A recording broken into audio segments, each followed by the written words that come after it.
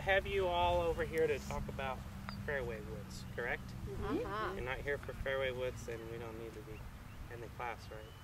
Fairway woods, I have just called anything that's a wood that you're hitting off the fairway. Could be a rescue club, could be a 7-wood, 3-wood driver, if you choose to hit a driver off the fairway. Chances are you're probably not up to hitting drivers off the fairway yet, but you never know. Some people are more successful with odd clubs like a driver versus a 7-wood. So, what I have here is just an array of clubs. These are all the woods that I play with. Okay. Now, some people make fun of me. They say I might play on the LPGA tour because I have all these wood covers. It wasn't always this way for me. In fact, at one point I just had a driver, and then all the rest of them were irons. And then eventually I said, okay, well I need a 3-wood. So I went driver and then added the 3-wood in. And then 5-wood came in. That took a long time. That took many, many years before I went to the 5-wood. And then once I figured out how easy the 5-wood really was for me to hit, then I went ahead and got a 3 hybrid or 3 rescue and a 4 rescue. Now, does this look kind of like your set a little bit? Okay. All right. The reason why I have these ones is because they're easy to hit. The reason why I have this one is because it's easy to hit. And this one's easy to hit, and this one's easy to hit in comparison. Right? If you don't have something that has some loft, it's going to be even harder if you were using an iron. So if you're having trouble with the fairway woods, imagine if you were using a 2 or a 3 iron, it would be even harder. Okay, so the reason why we have all these clubs is because it's our goal to swing them easily as well, not just because they're easy to hit. And I think that's the misconception. I think once we get a club down here that has a big head on it, has some loft on it, we kind of let our guard down and we feel like we can just swing at it willy-nilly and we don't have to sustain that amount of control. Am I off base at all? Maybe, maybe not. A lot of times when we get that fairway wood in our hand, our goal is to hit it as far as we can down the fairway. Right? Right? Especially if you have a hard time reaching the par 4s and the par 5s, you're just trying to get it as far up there as you can so you have a shorter club into the green. So you're trying to hit your fairway wood as far up the fairway as you can. That means muscles for the most part. And I see when people get all beefed up and they try to hit it as hard as they can, they lose something. They lose that element of control. So if you're losing that control, what's happening is you're mishitting the golf ball. Anytime you mishit the golf ball, it doesn't matter how much muscles you put into it, it's not going to go anywhere. So that's kind of the overall look at this class is, how do you swing easily first to get that nice, crisp, solid contact and get what you get, right? It's like I tell my kids, get what you get and don't throw a fit. You get what you get out of putting it. I used to say that too. you get out of it a nice, consistent ball flight that if you averaged over a round of golf would actually be much more valuable to you than the one powerful shot you did on hole 2 and the 7 or 8 duffs that you did the rest of the way around. Right? So if you just took that average and you said, I'm going to take off of my best shot 5 yards. I'm going to take that off of my very best 5 yards, but I'm going to take that yardage and I'm going to apply it everywhere around the golf course. You're going to have a much more enjoyable day doing that than if you cream it that one time and you get that extra 5 yards. You follow me? Right? So there's a couple of techniques or a couple of things I want you to keep in mind. One of them is in your setup. I'm going to start out with a 3-wood. Okay. I like my little ball and string here. I use it for a lot of different things. What it does when it's set in motion starts to create an image of a pendulum swing, correct? Right? Now if I let that pendulum just swing from here and then I eventually let it touch the ground just barely, it's going to touch at exactly the same point every time. Okay? Now what happens if I start doing this? If I do it in exactly the same way every time, it'll still hit in exactly the same point every time. But what happens if I start doing it the opposite one time and then change my tempo and then go like this and jump over here real quick? You'd look like me. Yeah. Yeah. So anybody that's moving around off the ball is setting yourself up for failure right away. So anytime you get that extra motion, you're going to create a miss hit. Now, why do you create extra motion? Probably because you're trying to hit it harder. Right? Anytime you start to use those extra muscles is when you start to put extra body parts into motion that you don't need to. Okay? So that should give you a real good picture as to what you need to be doing. Just staying very, very steady. So when we start hitting here in a little bit, you're going to be keeping that swing very slow, very steady, not trying to move too much between your feet, and just try to let your arms move around your body as relaxed as you can. Because also tension, if you get too tight in your arms, that makes everything stiffen up. And when you stiffen up, you get faster. So then that changes your natural swing as well. So we're going to keep that nice and easy. The other little tool I want to paint a picture for you with is this little whip that I've created. Okay. Now, how much body motion do you think I need to create this whipping sound? How much am I moving my body? Not at all. Right, but yet it's pretty evident that I can create speed, right? And if I slow it down, I can slow it down with my arms, and I can sync it up with how I'm moving my body. And then if I then choose to hit this ball further, what do I do? Right?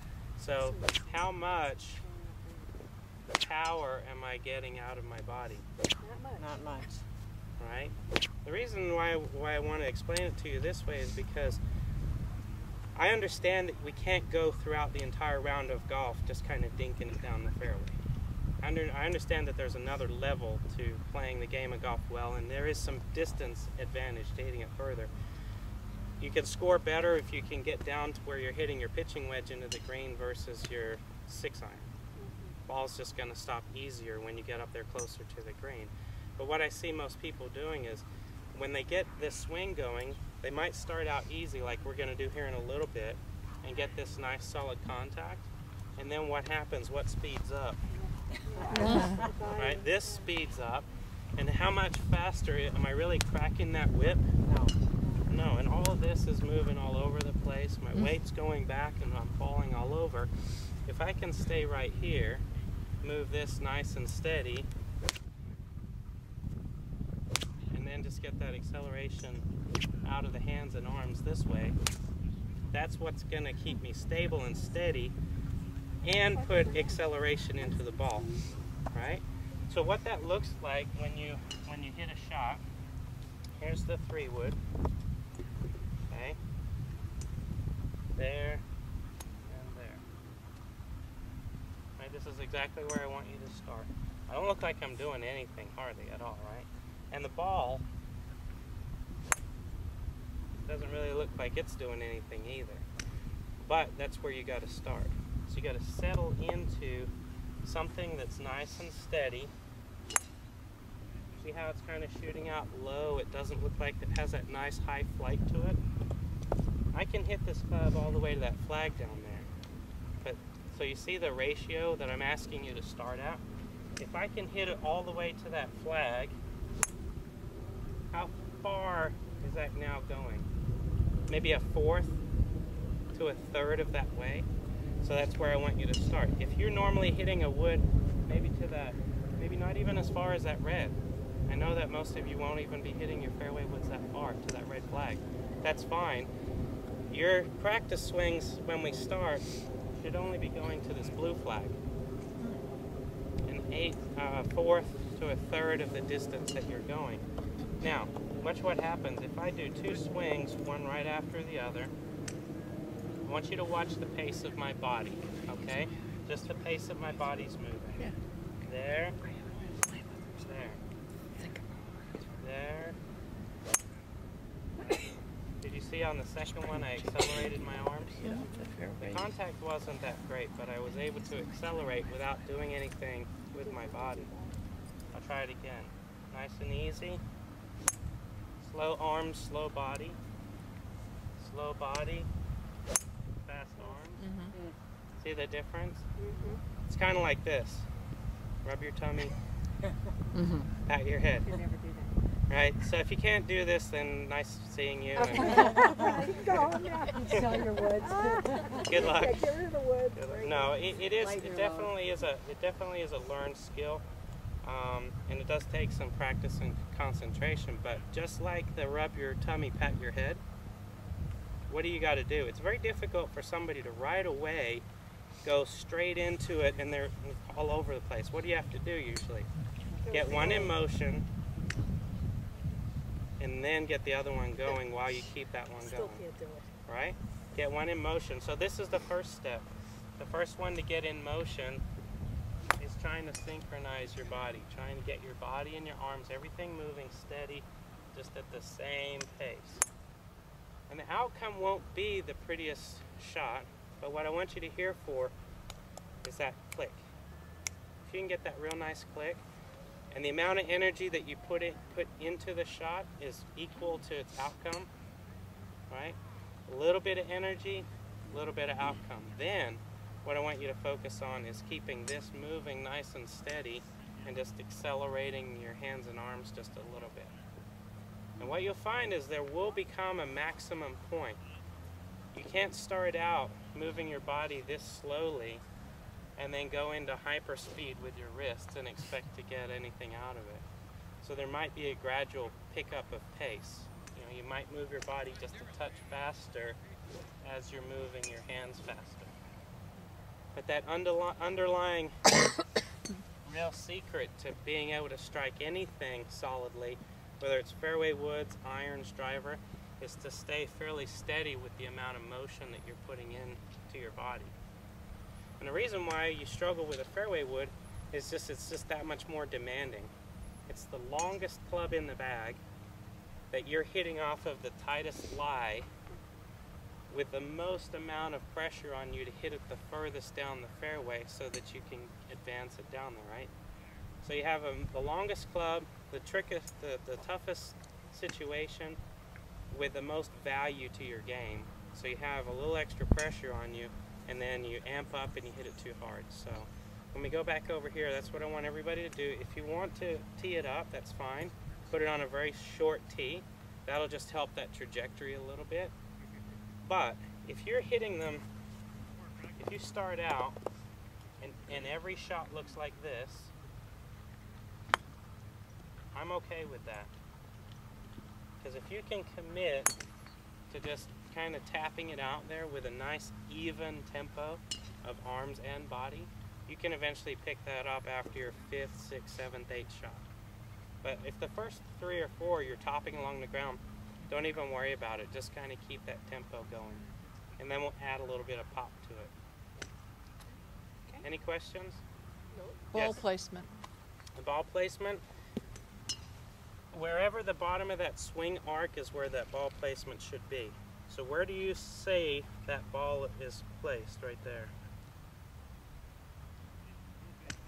Where would it be? Where would the bottom of that arc be? In the middle. In the middle. So ball position is right at the bottom of that arc, which means it's right at the middle.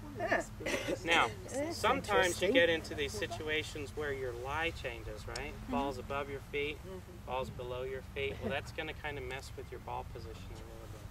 But what you want to try to do right away, especially when you're just trying to find the bottom of that swing, start with it in the middle. I know that people have a little bit of weight transfer, so the ball position then might go a little bit further to the front. But as a general rule, when you're doing such a little swing, these very little ones, you want to keep it in the middle. When you add a little bit more power, you might move that ball position up just a little bit, because that's going to change the bottom of that circle. Okay? Any other questions?